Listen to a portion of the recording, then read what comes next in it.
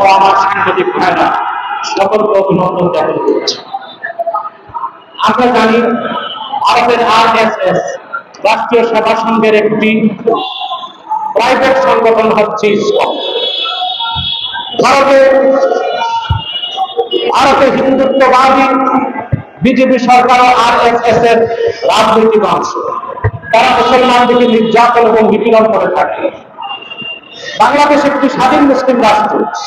এখানে অঘোষিতভাবে মুসলমানদের নির্যাতন নিপীড়ন করার জন্য ইসকনকে বাংলাদেশে প্রতিষ্ঠিত করা হয়েছে।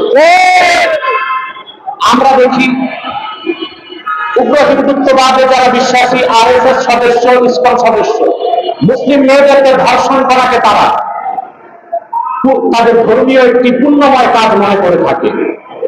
সেজন্য বাংলাদেশে সতী সাধ্বী কচি কাঁচা মেয়েদেরকে ধর্ষণ করে নষ্ট করার গভীর চক্রান্ত বহুদিন যাবৎ ইসকন বাংলাদেশে করে যাচ্ছে। বিগত ফেসিবাদের আমলে এই ইসকনের বিভিন্ন সদস্য প্রশাসনের বিভিন্ন পর্যায়ে বসেছিল।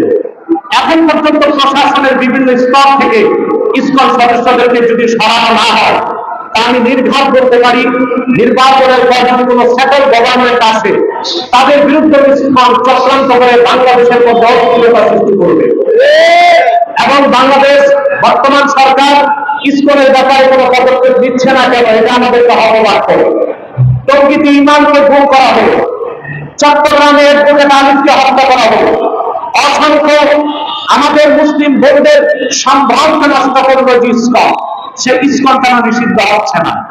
আওয়ামী লীগ যদি নিষিদ্ধ হয়, ইসকনকে নিষিদ্ধ করতে হবে। কিন্তু বর্তমান সরকারের উপদেষ্টারা বিভিন্ন আলেম ওলামা ব্যবহারকারী হিন্দুদের পূজা মণ্ডপে ঠিকই যাচ্ছেন হিন্দু প্রীতি প্রদর্শন করতে, কিন্তু যে ইসকন বাংলাদেশে একটি সাম্প্রদায়িক দাঙ্গা সৃষ্টি করতে চায়, তাদের বিরুদ্ধে তাদের কোনো বক্তব্য নাই কেন? আমরা সুস্পষ্টভাবে বলছি রাজনৈতিক নেতাদেরকে, ভারত কিংবা আমেরিকাকে খুশি করে ক্ষমতায় যেতে পারবেন না। যদি যেতেও পারেন, ক্ষমতায় টিকতে পারবেন না। আমি আরেকটি কথা বলবো, বর্তমান সরকারকে বাংলাদেশের বিভিন্ন জায়গায় যে পরিকল্পিত আগুন কাণ্ড ঘটছে, এখানেও ইসকনের হাত থাকতে পারে।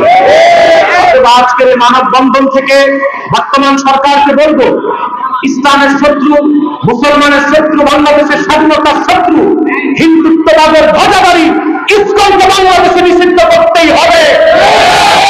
যদি তা করার জন্য রাজপথে নামতে হয়, আলেম ওলামা পীর মাশায়েখের নেতৃত্বে বাংলাদেশের মুসলমান রাজপথে নামতে বাধ্য হবে। যেখানে সেনা অফিসারদেরকে আইনের আওতায় আনা যায়, যেখানে একটি রাজনৈতিক দলকে নিষিদ্ধ করা যায়, সেখানে ইসকনকে কেন নিষিদ্ধ করা যাবে না? অবশ্যই নিষিদ্ধ করতে হবে এবং ইসকনের কার্যক্রম বন্ধ ঘোষণা করতে হবে। দেশের মুসলমান আইনকে হাতে তুলে নিতে বাধ্য হবে। আল্লাহ আমাদেরকে তৌফিক দান করুন। সকলকে ধন্যবাদ জ্ঞাপন করে এখানে শেষ করছি। আখির দাওয়ানা আলহামদুলিল্লাহি রাব্বিল আলামিন। আসসালামু আলাইকুম ওয়া রাহমাতুল্লাহি তাআলা ওয়া বারাকাতুহু।